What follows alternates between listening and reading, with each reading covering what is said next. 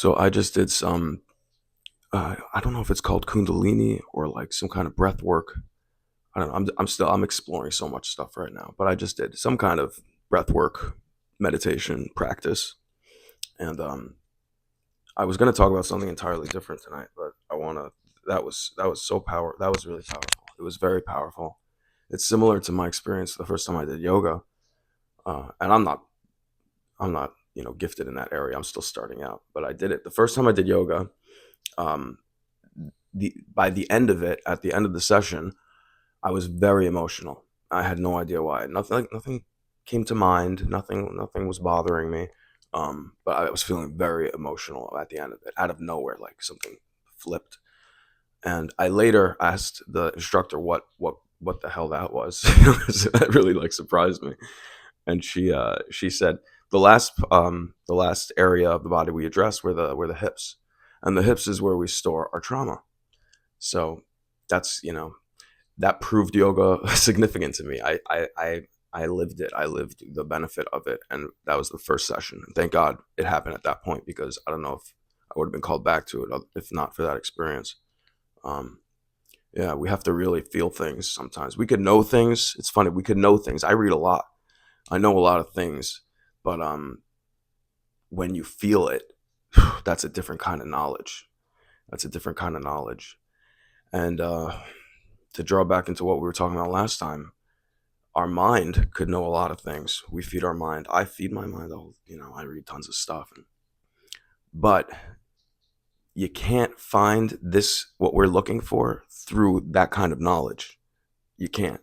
You can't. The kind of knowledge, we need a lived experience to take in and benefit from what we're looking for. It can't be something known, because there are limitations to this, because it's not of the physical world, because we're talking about something that's beyond our physical form, and it's time, space, all these elements.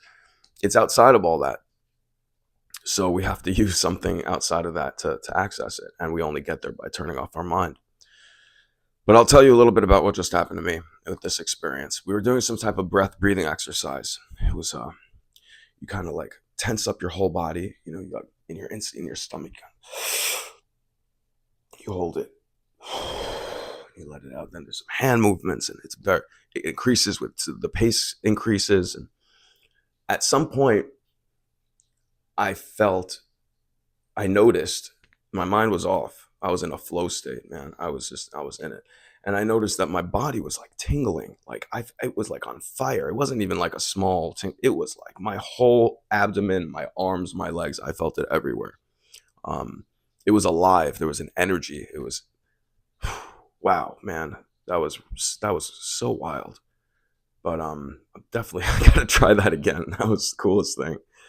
But the flow state, yeah, I was definitely in a flow state. Flow state's really important. Flow state's a great. It's how we get to that's our goal, to get into that flow state. Because when you can't get there while your mind's moving, it has to be silent. And once that mind is silent, then you can find what's past the mind, who we really are, not our ego, not our archetype, but we are our being, our spirit, soul, whatever you want to call it. I think of it as energy. Everything is energy. I mean, everything is energy. There's nothing else. So, um, the flow state is that mode you enter when you're so ultra focused in on what you're doing that everything else slips away. It happens to me when I play guitar. When I'm here in my apartment, I'm just playing guitar. If I can't get to that point, it frustrates me to no end. I'm like, okay, today's not the day. But that's my goal. It's like when I'm playing music, I want to get into that mode where I'm not thinking, my mind is off, and this is just like almost happening to me or happening through me.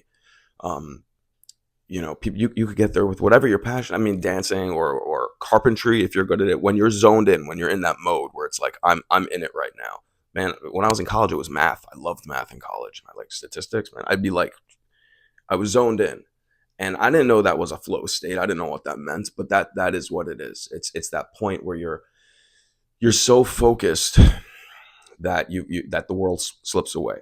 And you might say, well, if someone's in meditation, that they're not aware of their surroundings. False, completely false.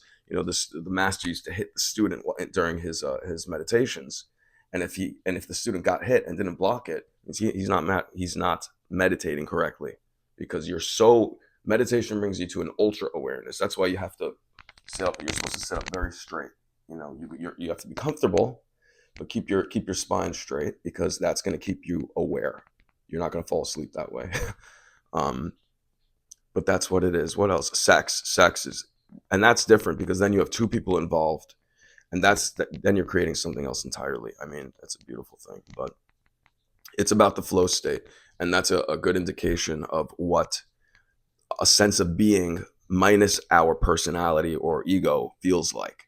And it's peace, it's love, and it's joy. Effortless, just by merit of existing. We already are worthy of that. That's what we are. That's our default. We're peace, love, and joy. It's hard to believe, but it's you can feel it, and it's true if you enter that space. I'm going to talk more about meditation next time. There's a number of different meditations I've been trying out. Some are pretty scary. I like those, but we'll see. We'll take it slow.